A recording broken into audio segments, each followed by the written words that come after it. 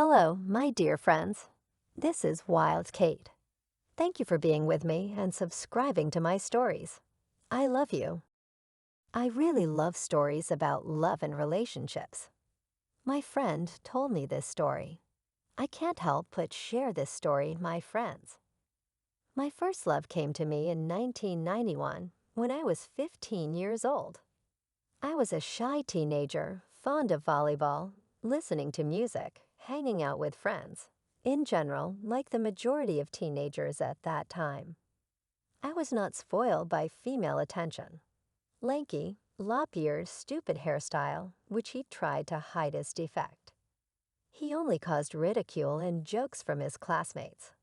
Sometimes I thought, how am I going to look for a mate? Who needs one? Summer of 1991, the exams were passed, and my father got me a job at the factory. Before the weekend, I heard in a conversation between my parents that my mother's friend, who she met at the sanatorium, was coming to visit. A friend from Serbia, my mother's age, seems to be with her daughter, my same age. Well, they come, what difference does it make to me? We lived then in a family hostel. We had 2 of our own rooms. Saturday, I'm sitting at home, watching TV. I hear some noise, laughter, greetings in the common corridor. I realize that guests had arrived. The door to the room opens. My mother's friend comes in and says hello. Her daughter comes in behind her. That's all. The world around me ceased to exist for me. She said hello. I seemed speechless. I remember sort of nodding. They stayed with us for several hours and went to my mother's sister for the night. It was as if we had no room in the dorm. As soon as they came out, I didn't know what to do. My soul felt so empty that I wanted to howl. This girl was constantly in front of my eyes. I understood that she was from another republic, lived 500 kilometers from me, spoke a different language, and probably had so many friends and boyfriends that I, a downtrodden, big-eared teenager, had absolutely nothing to catch. With careful hints, I found out that guests would also arrive tomorrow. All evening I was thinking about how I would speak, how I would communicate, and so on. Of course, when they arrived the next day, all I could do was sit at my desk in another room and listen to music. During the whole time, I exchanged a few words, blushing and sweating. And in the evening, we watched a movie on cable together. It seemed like I was sitting almost a couple of meters away, and she didn't look in my direction, and I was afraid to even look at her. In general, the guests left in the evening. That's all. These 2 days changed my life forever. I thought about her every day, almost constantly. I remembered these 2 short meetings, imagined a million times saying something, doing something. To make it more clear, every day for 3 years I thought about this girl. I graduated from high school, went to college, and wanted to join the Army. I realized that I would never see the person I loved so much again. And I caught myself thinking, what do I still love? Over the years, the image of a girl seemed to have been erased from me. Only the brightest moments remain. Hairstyle, banana jeans, barefoot, light sandals, thin, short, eyes, lips. Before the Army, I worked at a factory for a year. There were a lot of young girls there, and I looked for her features in each one. I reassured myself that if I found someone closely similar to her, I could fall in love, if you can call it that. And just like I remember now, January 20, 1994, I'm sitting at home. It's already late in the evening, listening to popular songs, and the thought comes to me, write a letter. Write to another country that has become independent. Write a letter to a girl who no longer even remembers our meeting. The plan was grandiose. The first feeling was shame. What will my parents and friends think of me? But in a few months I have to go to the Army, but I don't care about everything.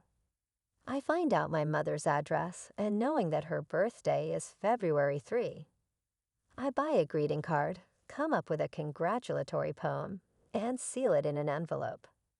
It is clear that at that time there was no delivery report, and it is unlikely that in another state anyone would have delivered with notification.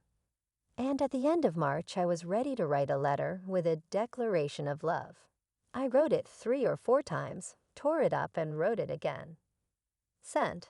My soul felt somehow lighter. If I don't get an answer, I'll reassure myself that at least I tried to do something. I understood that there was a 1 in a million chance that my letter would arrive. The girl would read it, remember me, reciprocate, and what next? I'm leaving for the army in a month. What's the chance that something positive could happen in my situation? In general, on May 30, I enlisted in the army, quarantine, all the work, the oath, and was allowed to go home for a day on leave. There are a lot of relatives at home. Everyone is happy to see me. And then, like a bucket of cold water by the collar, here you have a letter from Moldova. My hands really shook when I opened it. A letter from a girl I've thought about every day for the last 3 years. The content was not very happy. Yes, she remembers me. She was surprised by the birthday card. Very surprised that she made me feel so much. I agree to my proposal to correspond, but to my request to send a photo. Perhaps later, right now there is no suitable one. All, but for me it was something. I was on Everest with happiness. I remember my mother also asked, "What kind of letter is this? Who is writing this to you?" "Yes," I say, "I'm corresponding with your friend's daughter." She was very surprised by this situation. In general, in my response letter, I asked to write to my home address. I did not want my letters to be opened in parts and read by others. In the 3rd letter, she sent me her photo. 10x15, almost full-length facial features blurred by poor quality printing from color film. The girl who took my piece and my heart looked at me from the photo, smiling slightly. The hairstyle is different.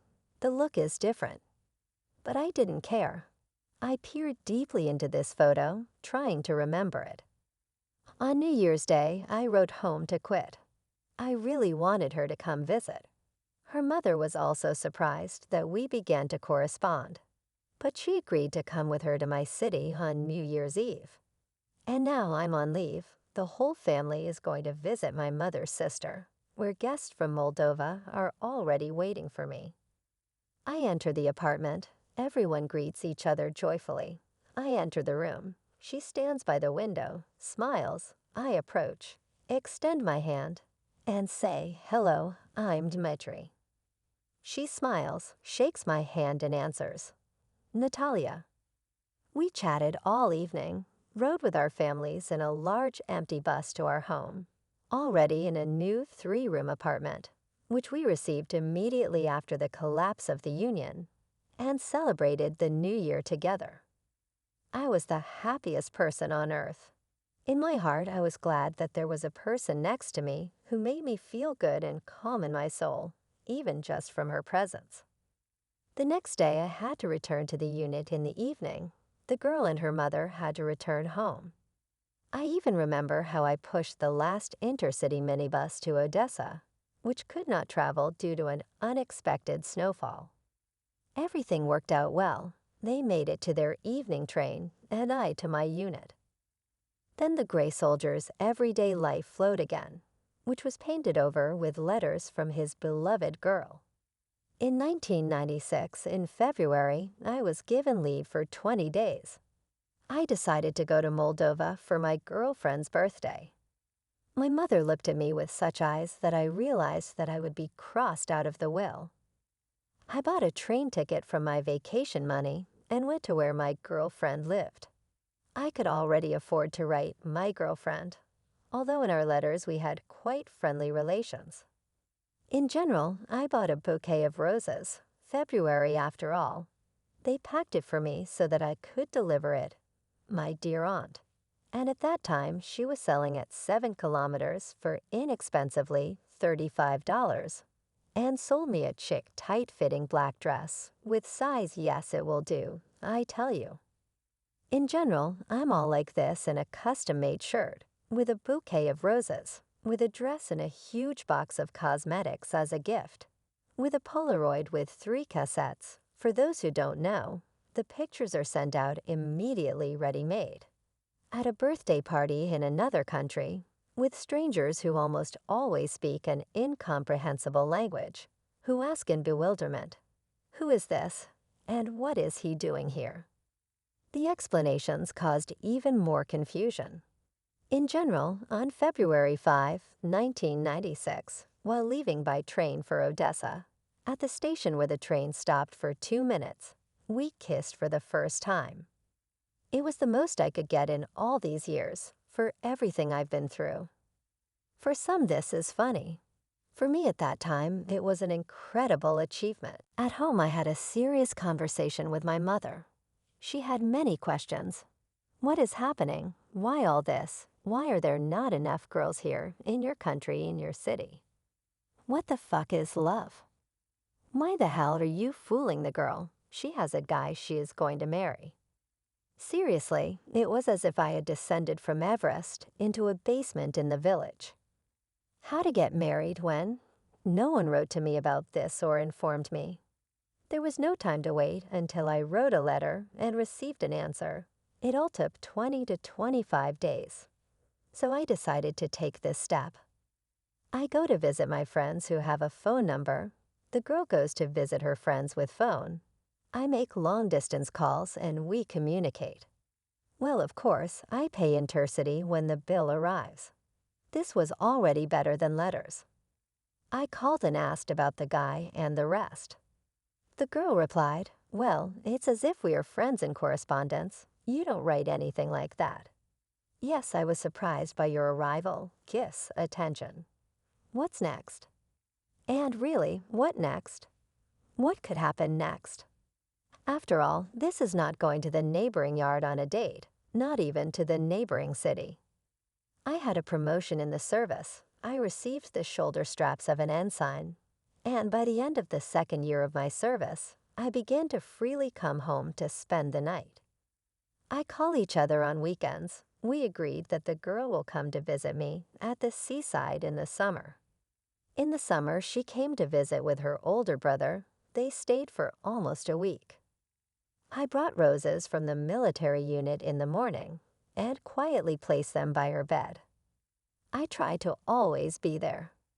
Several times he raised the question of his feelings, but these conversations ended in nothing. She went home. I again plunged into the abyss of thoughts. I'm 20 years old. I'm a military man. I don't have my own apartment. I can't live with my parents. What can I offer a girl? Heaven in a hut. In a foreign country for her. My mother, looking at my suffering, said, "If you are so stubborn, you want to do something more. Get married, rent an apartment, bring her here and live." That's it, parental benefit. I got a kick in the ass. I agreed that I will come to visit in September. I bought a ring, took a vacation at my own expense, and off I went. To go with the ring, I bought a box in the shape of a rose, a green stem, and at the top a velvet box in the shape of a bud that opens. And there's a ring. I remember I arrived. I was already more welcome. It was like a warmer welcome. I pulled her into another room. She stood on the sofa so that she was the same height as me. I give her this rose. She smiles. She likes the gift. But she doesn't suspect that the gift is a surprise. I open the bud. She is shocked. I ask, "Will you marry me?" She answered, "Yes." We've been together for 24 years. We had 2 weddings. A wedding in Moldova and marriage registration in Ukraine. We changed 7 rented apartments, lived in Moldova for a year and a half, where our son was born. Now we live in Serbia. We have 2 children. And every day I tell my wife that I love her, that she is the best. I can't imagine life without her. I'm sure I'm very lucky that everything turned out this way. When my eldest son, already at an adult, conscious age, listened to our story about how the family was formed, he said, "If it weren't for you, I would never have believed that this was true, and this could happen.